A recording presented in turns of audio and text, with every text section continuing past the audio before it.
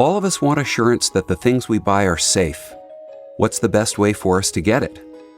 One way is to have a government agency assess products and allow or forbid their sale. This is the way it works for medicines. The Food and Drug Administration requires and oversees lengthy, expensive tests of each new drug. Based on those tests, it decides whether or not that drug may be used. A different approach is to allow competing private firms to assess the products and give each one a rating. Customers decide for themselves whether to buy or not based on these ratings. This is the way it works for thousands of products, from toasters and hair dryers to insulation and bulletproof vests.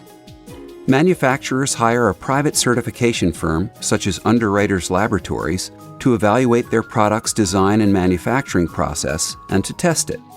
If the product passes, the certifier's logo is added to it. Manufacturers pay for private certification because it increases sales. Customers who see the logo know that the product has passed rigorous safety tests, and they are more likely to buy it as a result. Stores also value assurances of product safety. They don't want unhappy customers or lawsuits from selling things that turn out to be harmful, so they'll pay extra to stock certified products. Certification firms such as Underwriters Laboratories have no monopoly. They have competitors. Accordingly, they have a strong incentive to be cautious, but also fast and affordable for manufacturers. On the one hand, they depend on their reputations for trustworthiness built up over the years.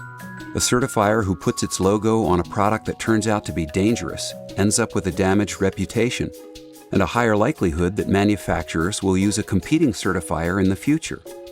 On the other hand, if a certifier is overcautious and takes a long time on costly extra testing that delays a product from getting to market, or if it refuses to certify a product that turns out to be safe, again it will lose customers. Self-interest pushes these competing certifiers to avoid both kinds of mistakes, neither certifying dangerous products nor refusing to certify safe ones. Compare this to a government agency that has a monopoly on deciding whether a good becomes available. Its incentives are very different. What happens when such an agency approves a dangerous product that ends up causing harm? There are serious consequences for the careers of the officials who let that happen. As a result, they become excessively cautious. They take so long on costly extra testing that they do delay products from getting to market.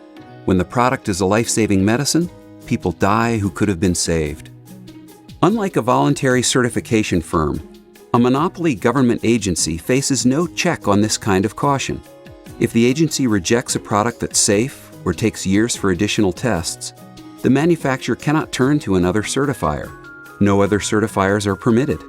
The government agency doesn't have to worry about losing revenue or going out of business because it's funded by taxation and not by the voluntary payments of its manufacturer customers.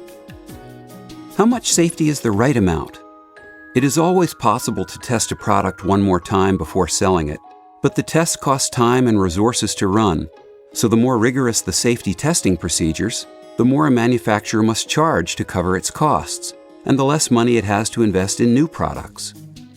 Who should decide at what point the cost of more tests becomes too high?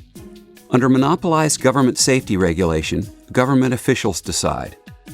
Under voluntary certification in a free market, everyone decides for him or herself, usually with the help of certification agencies and professionals such as doctors and pharmacists who make it their business to learn all they can about the products they advise us to use. Instead of the one-size-fits-all approach in which the government bans all products that fail to meet arbitrarily determined criteria, the market process creates and communicates various assurances of product safety, and each buyer decides for him or herself.